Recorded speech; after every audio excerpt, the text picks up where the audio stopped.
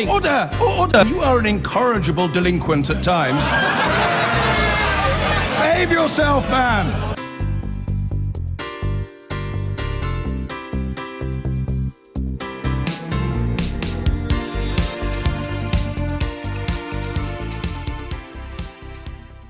And as ever to the papers themselves, the visit of Kate and William to India and Bhutan has produced a sensational series of photographs, and there is probably the one to top them all, the two of them in front of the Taj Mahal, recreating that famous lonely pose that Princess Diana used to announce that her marriage was effectively over, a happy ending in all senses, and also a big story there about Britain faces economic rupture if we leave the EU, says the government. There is an important Treasury report apparently coming out tomorrow about economic consequences. A different story on the front of the Observer there.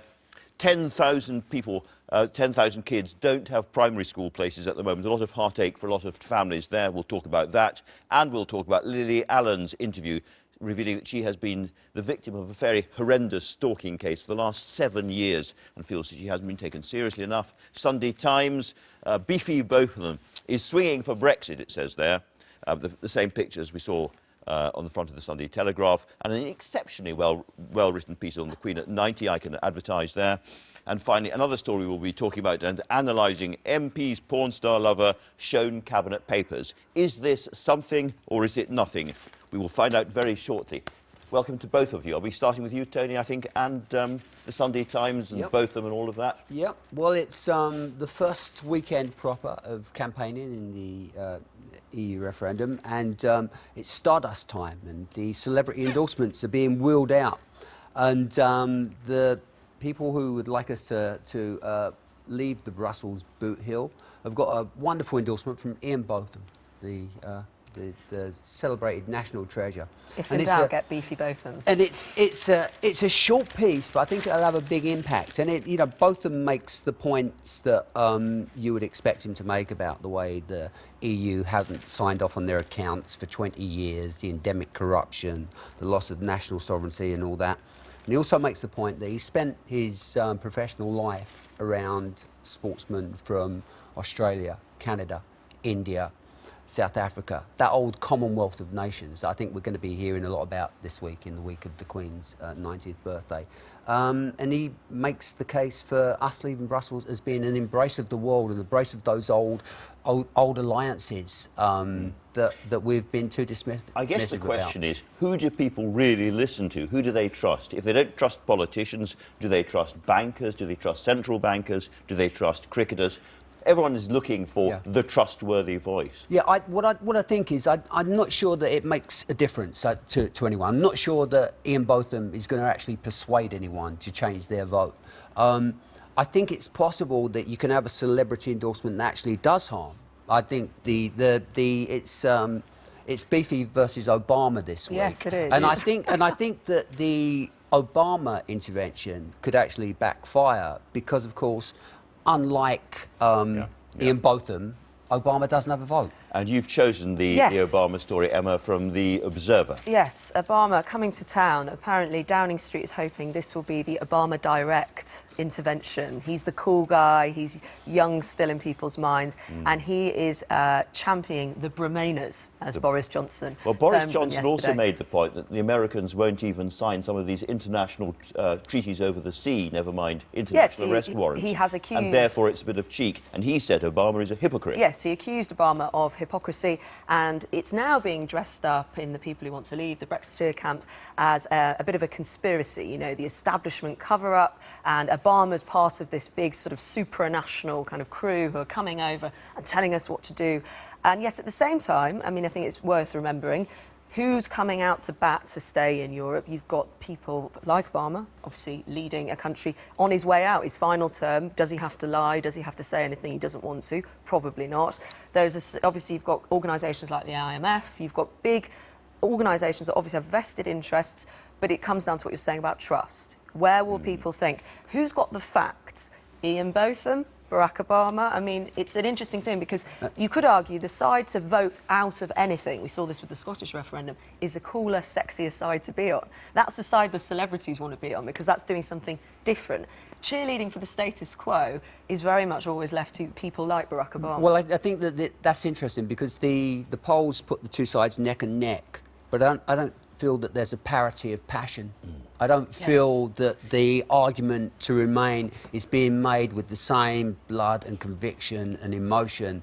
And Boris is right, of course. You know, Barack Obama is not going to allow freedom of movement from Latin America. No. He's not going to take orders from the Canadians. You know, they don't even sign up to the International Criminal Court. The irony is, Boris calling this camp the Bremainers, he actually gave him quite a cool name yesterday, despite being on the other team. He's very good at branding. Always very good at a cool phrase.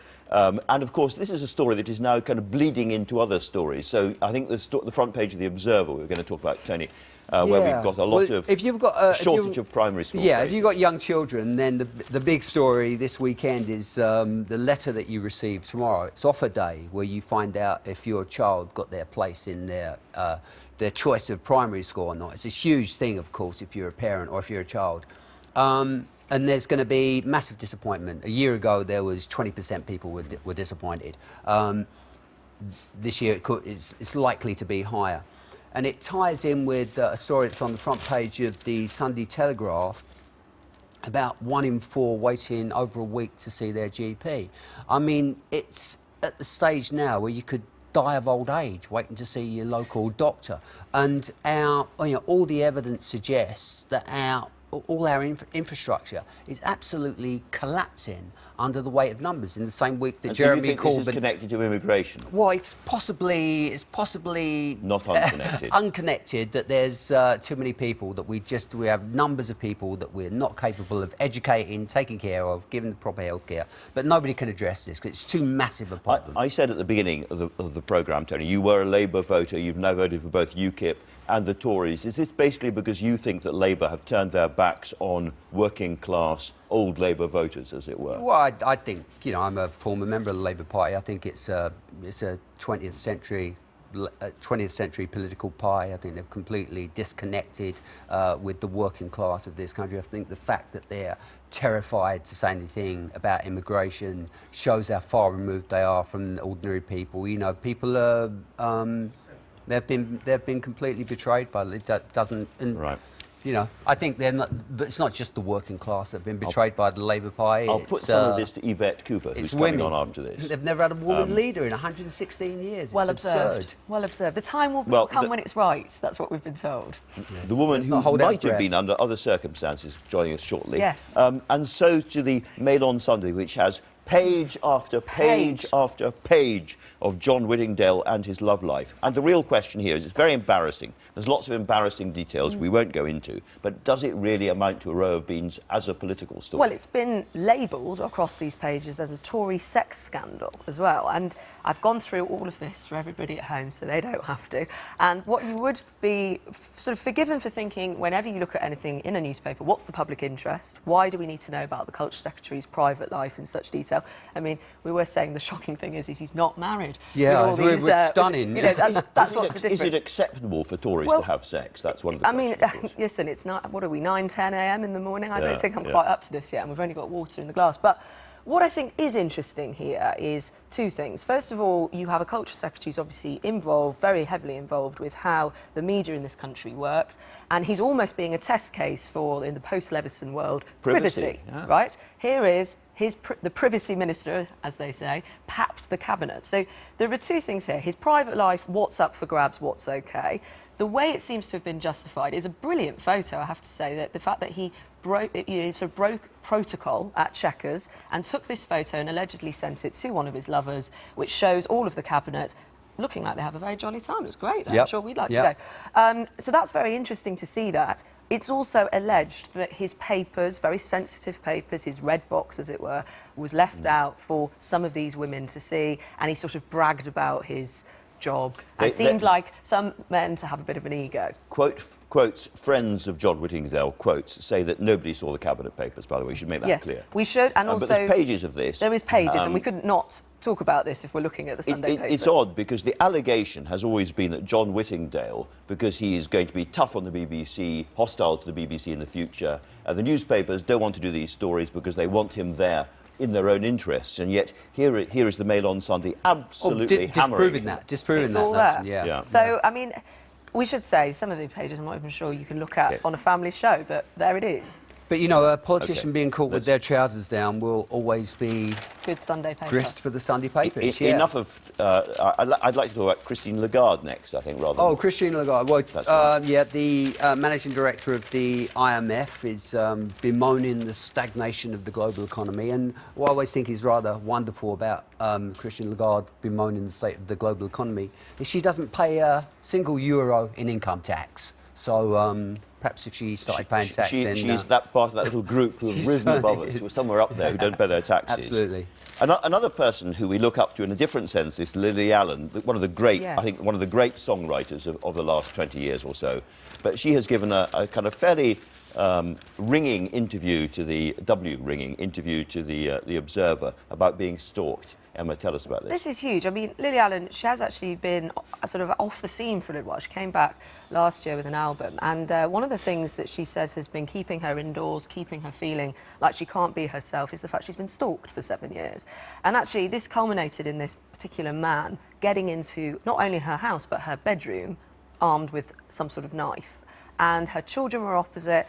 And it took the burglary, it actually took for her handbag to be stolen for the police to take this seriously.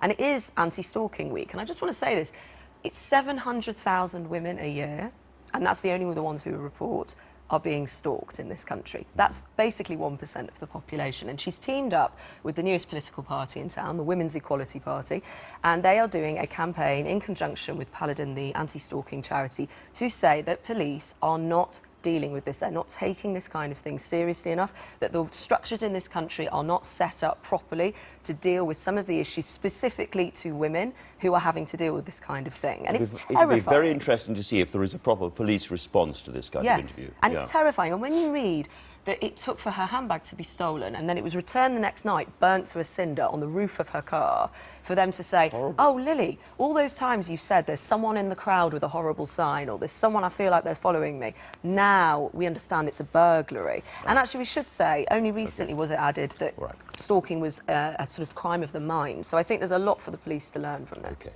A slightly more cheerful news I mentioned right at the beginning, Tony. I'm going to be moving you on. Absolutely. Well, it's it's that the iconic, perhaps the most iconic Princess Diana image is remade and remodelled with Kate and William outside the Taj Mahal. And it's beautiful. But can I just point something out?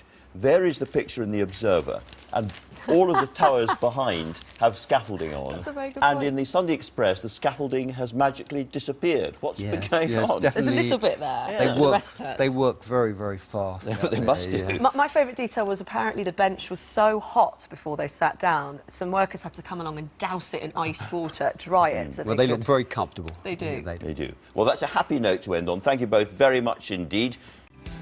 I've been